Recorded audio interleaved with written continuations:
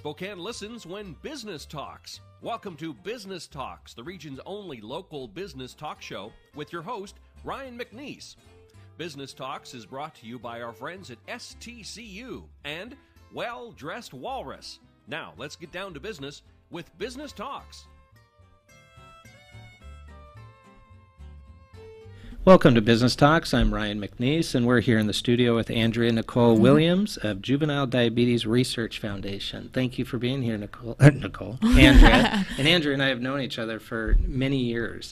Thank you for making this work. You're coming over from Seattle, and I think it's important to have you here and talk about what's really behind type 1 diabetes and what it means to live with it, and then what the organization that you're a part of is doing to promote and bring awareness to this. Thanks for being here. Oh, yeah. I'm really happy to be here. It was no problem. I'm a Spokane girl, born and raised, lived here for 23 years, so I'm happy to be back and happy to talk about type 1 diabetes and the Juvenile Diabetes Research Foundation. So thanks for having me. Andrea, for you, obviously, this is personal in the sense that this wasn't something you were dealing with at 5 years old, 10 years old, 15 years old. Tell us your story in terms of when this first affected you, and obviously awareness became loud and clear.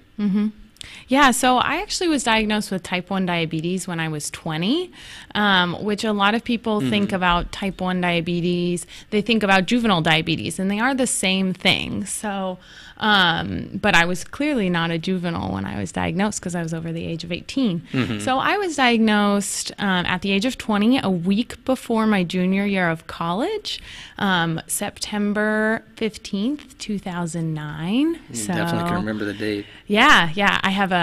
I call it my diaversary. So I celebrate my diabetes diagnosis every year with some friends and everything, so it's pretty cool. And I remember at the time seeing you on a regular basis, it was a significant physical change that I think essentially alerted you that something's wrong here. What was kind of the first signs that this might be affecting you? Well, I mean, as you saw, because we knew each other, I had lost a significant amount of weight towards right before diagnosis. A total of about 40 pounds is what the amount of weight I had lost, and I have I'm not a... exactly. So 40 was significant. It was significant. So I had lost a bunch of weight. I was super thirsty and hungry all the time. Like you hear the word hangry, and I was hangry all the time. Yeah, so, I do know that occasionally. Yeah. I think we all suffer from a little bit of hangry. But I couldn't get enough food. I was super lethargic. I was sleeping like, I think I remember my record was like 18 hours that I had slept in one sitting. Oh my gosh. And, but I was super thirsty. I was drinking an incredible amount of water. I had to use the restroom all the time. As soon as we got any place, I was like, I need water. I got to know where the restroom is. So there was significant impact, and I was super irritable. And so for you, I think, as you've mentioned, it was a bit differentiated in the sense that some folks have a bit of a slow roll into some of the symptoms, but I think, as you'd indicate in your case, it was almost just like, bam, 0 to 60.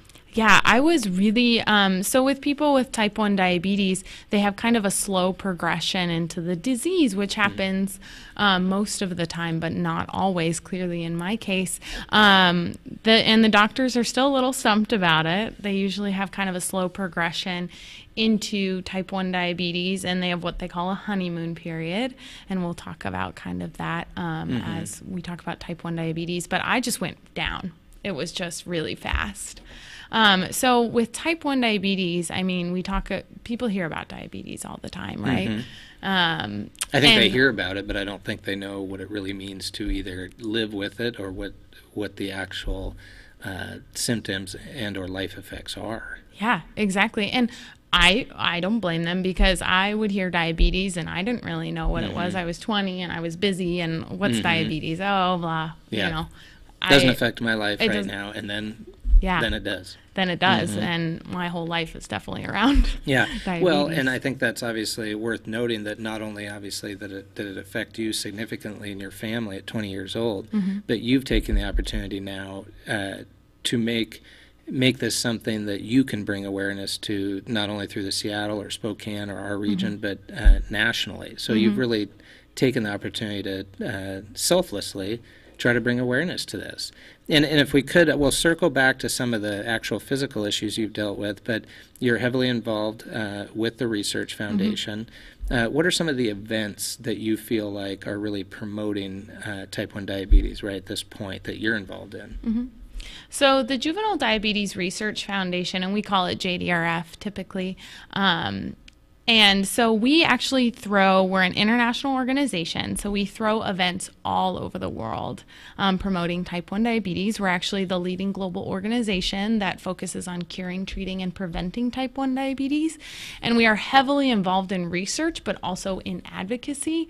So we are always on the Hill charging for more diabetes care and everything. So some of the events we throw galas around the country. We throw golf tournaments around the country. We do walks, which we have a Spokane one walk in September. So that's coming up this September. Yeah, on the 23rd. So, and it takes place at Riverfront Park. Perfect. That's newly renovated. Yeah, and actually, good point. I wanted to mention that, isn't it ironic that you actually took this specific picture? Yeah. It's a great photo. It was just the perfect moment. I turned around, I was like, I should take a picture of this. Well, I remember talking to you several months ago saying, I love that photo, Spokane. Can we use that? And here it is. And here you are. Yeah, it's pretty cool. Full circle. So there's the specific event in Spokane, the walk, but also I think that's how you had originally got involved with the foundation. Let's talk about that. Wasn't it the Bridge event in Seattle? Yeah, so as you mentioned, I live in Seattle now, and we do an event called Beat the Bridge, which is actually a partnership between Nordstrom and JDRF. Nordstrom actually started the event 36 years ago. So it's got an incredible legacy. And it's called Beat the Bridge because on a portion of it, it's called, we have an 8K race. And at mile 2.1, you have to run fast enough to beat the bridge before it raises. Oh, so literally. You actually have to beat a bridge. But it is at mile 2.1, so a lot of people run and then walk the rest of the way. Like, let's sprint this out and walk the rest. And I know that's kind of what I did on my first year. But it inspired you to get involved. It did. So it was really awesome. When I was diagnosed with type 1, I didn't know a lot of people. I didn't know, and then, like, I didn't know people. I was still learning about the disease, and it is a learning process. There's so much to know about type 1 diabetes, and it really is a personal experience. Everyone's diabetes is a little bit different. And so I was just kind of like, oh, a friend had told me about Beat the Bridge, and I was like, oh, really? It benefits type 1 diabetes? Right. I have that. Sure. Yeah, maybe I should be involved. I signed up my first one, I signed up the week of Beat the Bridge and just went and ran as an individual. Ended up running into people I knew at the starting line and ran and was like, this is amazing. And were these individuals also diagnosed or affected by type 1 diabetes somehow? These individuals you knew? The ones I knew actually weren't. A lot of people in Seattle come out just to do the event. Just to support the organization. So it actually is 10,000 people come to it. It's one of Seattle's largest endurance events and is actually the highest fundraising one within all of JDRF. So we raised last year $2.17 million. So it's pretty incredible. And I was so fortunate, I felt like, to be around all these people in this sense of community that it really inspired me to want to be involved. And it's cool because I attended the Spokane One Walk a couple years ago, and I was like, this is awesome, seeing like all these families get together and do this incredible like walk, and it's a beautiful day, and everyone has their team shirts, and everyone's got their own kind of logos. And collaboration. Yeah, collaboration exactly. For a common goal of bringing awareness to something that obviously is significantly affecting individuals' lives. Yeah. So at that point, you realized this is something I really want to take part in myself. Yeah. You reached out to the organization? I did. I originally, when we touched on advocacy a little bit, I wanted to get involved. I did Beat the Bridge event, and I was like, I want to be involved with JDRF, and I went to be an advocate for them, and I was super excited to just kind of get involved in that way, because it was an easy, feasible thing that I could sit down and do right then. And so I've worked in some of the advocacy, and then was so inspired. I clicked the careers page and realized, I was like, there was a job opening in Seattle, and I was like, I want this. And when it just so happened to be working on the event that I had participated in, I was like, yes, this is it. This is a perfect fit, and the timing is right. And so now I work with kids, and I work with families all affected by type 1 diabetes, and it's really just a sense of community. The type 1 diabetes community is incredible. It really is. It's when you run into another type 1, I call them a diabuddy. In the group, because we all speak kind of our own language, and we all you've deal had similar experiences. Yeah, so it's really cool, and you feel that, like at the Spokane One Walk, I remember feeling that, and all of these events that JDRF has, whatever event they are, you really get this incredible sense of community. And I've gotten my best friend in Seattle I met through a JDRF event. She is also type 1, and we're two peas in a pod. Well, again, a lot of great stories that probably come from that overall collaboration. I think you recently did an event, a Sounders game. Yeah. And I mean, what a great opportunity to promote to a significant crowd, not only in Seattle, but within the soccer league. So I'm a big soccer fan. I played for 11 years. And actually, I did a little event with my best friend at the Sounders game, because two of the Sounders players are actually type 1 diabetic. Yeah. One of the rookie of the year starting forward last year, Jordan Morris, is type 1. He's injured, unfortunately. He got injured pretty early in the season. But now they have a new player from Norway named McNeice that is also type 1. So now you have two type 1s. So the Sounders actually have gotten very involved with the JDRF in Seattle, so it's pretty incredible. And they provided me the opportunity to go actually get on the Megatron, which was super intimidating. Yeah, that had to be a little intimidating.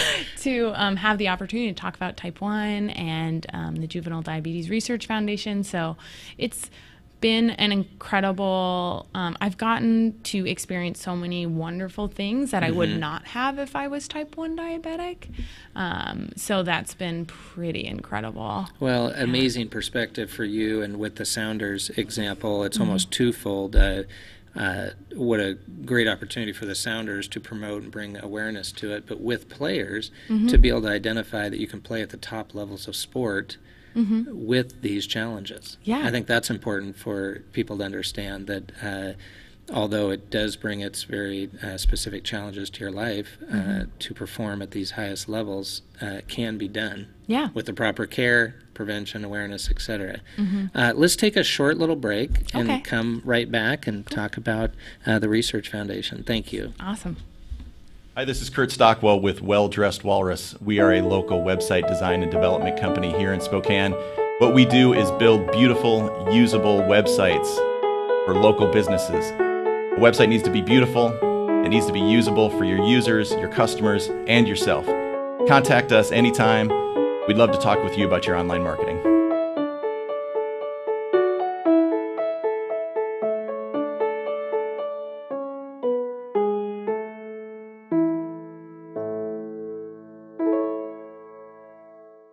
The following is sponsored by our friends and community supporters at McNeice Wheeler Attorneys. McNeice Wheeler is a boutique law firm in Spokane, handling matters in both Washington and Idaho. Areas of law include business law, wills, trusts and estates, family law, personal injury and wrongful death, and real estate matters. For your full-service legal needs, contact McNeice Wheeler Attorneys.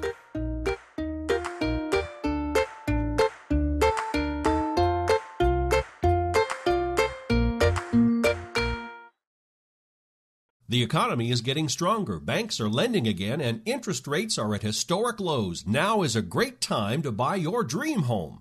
The caring and knowledgeable professionals at Homes for You have been helping people just like you for over 20 years. They take the time to listen to what you want and will help you find just the right home in Washington or Idaho. Real estate is what we do at Homes for You, 928-5782, or visit online at homes4uspokane.com. Hi everyone, I'm weather forecaster and assignment anchor at Spokane Talks Online, Colin Pittman, and I am honored to be the host of the new program, Spokane's Youth Spotlight, brought to you by Spokane Talks Online and the Spokesman Review, where we are interviewing and getting to know outstanding youth in our community each month. If you'd like to nominate someone in our community that you think should be recognized, that is doing something great here in the region or has an amazing story, visit SpokaneTalksOnline.com or Spokesman.com and look under Youth Spotlight to nominate. And be sure to tune in each month as we find the best in the Inland Northwest. Welcome back to Business Talks. We're here in the studio with Andrea. Thank you. It's so fun chatting with you. It's good to see you again. But we're talking about diabetes and the Juvenile Diabetes Research Foundation. And, you know, you're living a busy life. You're doing hundreds of different things. But one of the things that you're doing with the foundation is reaching out to corporations and talking to them and educating folks that I think any of us, if we admit any given field, we don't know enough about these issues or challenges unless we're dealing with it ourselves, which is a bit of a sad state of affairs. But when you go in and talk to these corporations, you're explaining the difference between type 1 and type 2 diabetes. Tell us more about that and how you're educating these corporate clients. Yeah. Of course. It's one of my favorite parts of my job is I have this incredible platform to be an advocate and educate people about type 1 diabetes. Now, a lot of people hear diabetes, they hear about it a lot. You see commercials and you hear, you read things on Facebook about diabetes. I mean, you see Starbucks talking about a unicorn frappuccino that causes diabetes. So we all hear about diabetes. Yeah. But a lot of people are like, what is all this diabetes? There's different types. There's juvenile, there's type 1, type 2. So type 1 and juvenile diabetes are the same thing. And it got reclassified as type 1 diabetes because we saw more cases of people being diagnosed as adults and not just juveniles. So it got reclassified from juvenile diabetes to type 1 diabetes. And actually, in type 1 diabetes, over 80% of the population is living with this, over 80% of the type 1 diabetic population is in adulthood. And that is interesting. Yeah. In type 1. Yeah. Which that makes sense why they would change up how it's being described because it isn't just a juvenile issue. Yeah. So a lot of people, I was diagnosed at 20, but a lot of people are like, well, you've had it since you were a kid, right? And I was like, no, actually I haven't. Right. But I mean, when I was diagnosed, I didn't know the difference between the types of diabetes. And so most people, when they think of diabetes, they think of type 2, which is 100% understandable because 29 million Americans suffer from some form of diabetes, and only 1.25 million of those Americans are suffering from type 1. So diabetes, so we're looking 90 to 95% of cases are type 2. Now that's interesting. So type 2 diabetes is actually a metabolic disorder where your body is still producing insulin, but it doesn't know how to use it at its full capacity. So it has to be managed differently. Yes. So it often can be managed by diet and lifestyle choices. Not always. It can be managed through oral medication and sometimes insulin injections. But most people think of type 2 diabetes, and it often is caused, but not always, by those diet and lifestyle choices and can be treated that way. Now, the difference with type 1 diabetes is type 1 is actually an autoimmune disease, much like lupus, rheumatoid arthritis. So, and what happens is your immune system that's typically responsible for fighting off infections, it gets kind of confused, as I like to say, and it turns on your pancreas. So your pancreas has cells in it called beta cells that are responsible for producing insulin. And insulin is a hormone that's essential for life. Insulin allows you to turn your food into energy. And so we were talking actually earlier about how I lost a significant amount of weight. Right. It was because I couldn't turn my food into energy. I didn't have insulin in my system to do so. So essentially I was starving from the inside out. Yeah, your system was just turning on itself to a certain extent. Exactly. And so type 1 has to be, you don't have insulin or you have little to no insulin. So type 1 diabetes, you have no choice. There's no diet and lifestyle choices that you can make. You can't change that. You can't change it. So people end up on insulin therapy for life. So you're on insulin therapy for life through forms of an injection, maybe with a vial and a needle, through these insulin pens, or you have an insulin pump, which is what I actually wear, which looks like it kind of looks like a pager or a BlackBerry. Yeah. People are like, what is that? So like, really a pager? Really a pager or a BlackBerry? Yeah, they're like, seriously, get with the times, Andrea. Yeah, get with the times. But on that note, I think a piece that you and I had discussed is the significant progression in technology as to, I think, general public, or at least including me, you're used to seeing people testing with the needle prick on the finger, if you will, and we're all used to seeing that. But now with smartphones and smart watches, with the help of technologies like Apple, et cetera, explain to us how that testing process has changed, because this is not I might do this in 2 weeks. You're living with this in the testing every day. Yeah. So how does that work? So type 1s and type 2s always have to test blood sugar, which is a measurement of your health in the moment, essentially. And someone that's a normal insulin producing individual, their blood sugars will range from maybe like 80 to 120 blood sugar. Now a type 1 can fluctuate. I have been 40 in a day, and I have been as high as 400. And that's in one day. So you have these incredible fluctuations. So that makes you're like, I have to know what my blood sugar is all the time. So I used to have to prick my finger 10 times a day, and most people still do. I am incredibly lucky working for the JDRF to be exposed to this incredible technology on an affordable level. And JDRF as an organization, that's why we do so much with advocacy, is to try and change the financial disparity with type 1 diabetes and how care. People are living with it. Yeah, because insulin is actually in the top 5 most expensive liquids in the world, so we're trying to change that. Yeah, so, but one thing that the JDRF has funded, and the technology, you talked about it, we've made incredible strides. So something that I wear today is called a constant glucose monitor, which is a system that I insert once a week. It's a awful looking system that you have to insert, but it's a system that tests my blood sugar every 5 minutes for me, and actually Bluetooths those blood sugars to my cell phone and then to my watch, so I can look at my watch and be like, oh, my blood sugar's 130. I'm low, that's I'm high. good. Yeah. And it can alert you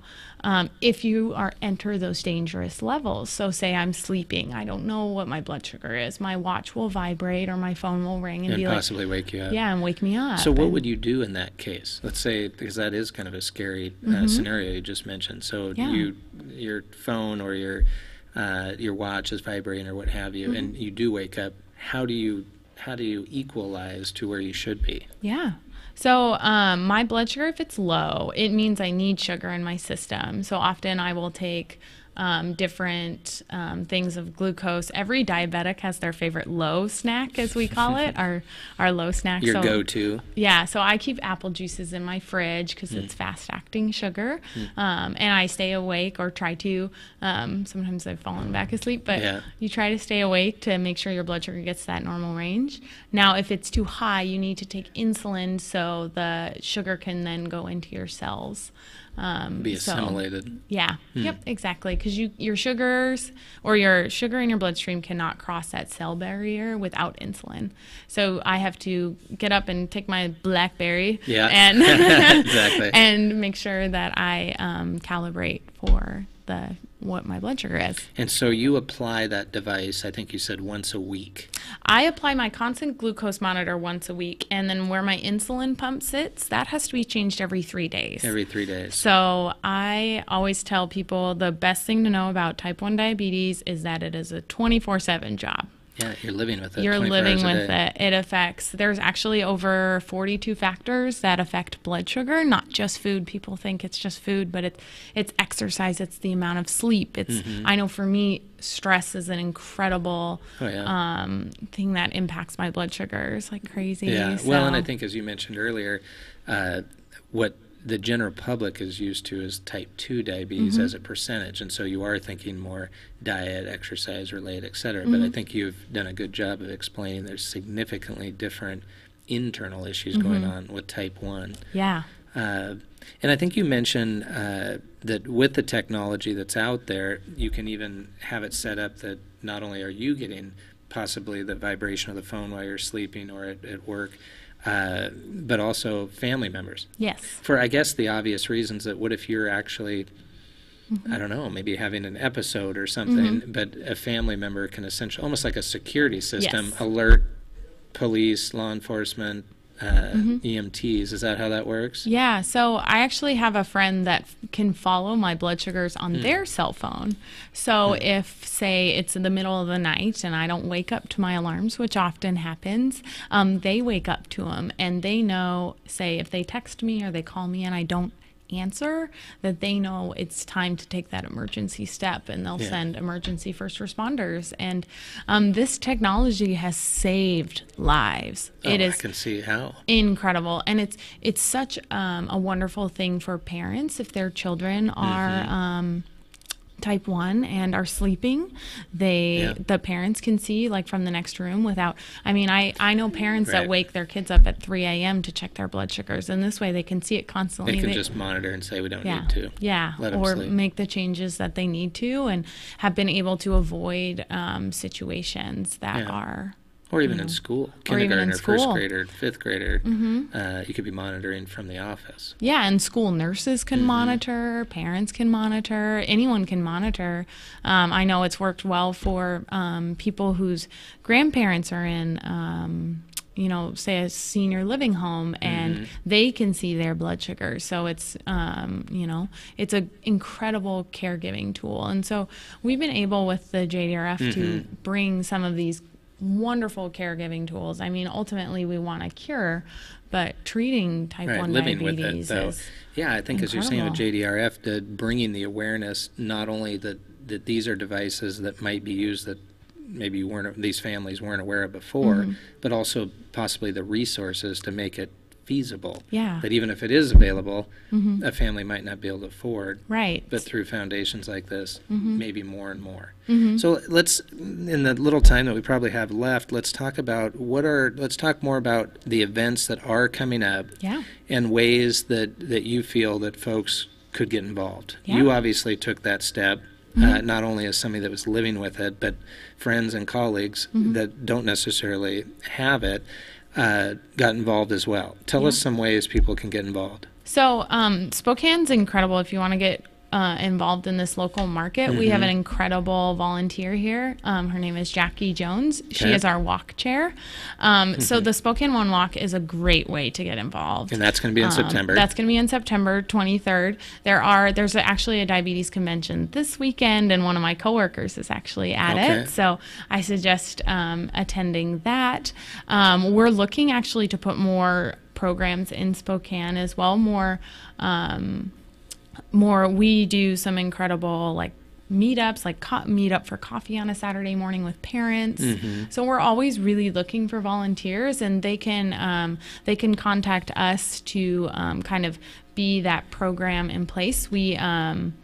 The Spokane market is completely volunteer run, so if people really are feeling strongly about hosting some kind of event, they can definitely contact us. They can contact me directly at awilliams@jdrf.org. That's perfect. They can call our office. Or if they visit if you search, actually, it's called the Spokane One Walk. Okay. The website will pop up, and Jackie's information is there directly if you want to talk to a local volunteer. And can contact her. Yeah. So, or if you want to just talk to somebody in general, you have general questions, you can always email us at jdrfnorthwest@jdrf.org. But like I said, JDRF is really well connected and everything. So people can, really suggest once you find like one way into the diabetic community, it is incredible. The doors open. And the resources and other, right. Mm-hmm. So in Seattle, what's the next event coming up? The walk here in Spokane in September. In Seattle, what's the next event? We have a golf tournament coming up also in September. So we get a little bit of a break during the summer because our busy time over in Seattle is December through end of June. Typically, I got to escape for a couple days after my big event, so come to visit the family. Well, what you've done a great job of today, and obviously in your employment, is with organizations like this, awareness, resources, fundraising, and this is just, I think, another opportunity to let individuals know that educating individuals on the options that are out there for folks that are living with this, and then obviously from a prevention standpoint, is fundraising and resources to accommodate individuals. So thank you, Andrea. I appreciate you being here. Yeah, it's great, and I hope that people come out to really support like the Spokane One Walk, whether that's through a corporate level or with their families. I'm excited to be here. Thank you for having me and letting me talk about type 1 diabetes and the JDRF. Yeah, it's such an important cause. Thank you, Andrea. I appreciate it. We'll see you next time. Business Talks is produced in Spokane, Washington by SpokaneTalksOnline.com, which is solely responsible for its content. Ask a question, recommend a guest, and hear this program again online anytime at SpokaneTalksOnline.com. Business Talks is brought to you by our friends at STCU and Well Dressed Walrus. Business Talks wishes you good business and a good day.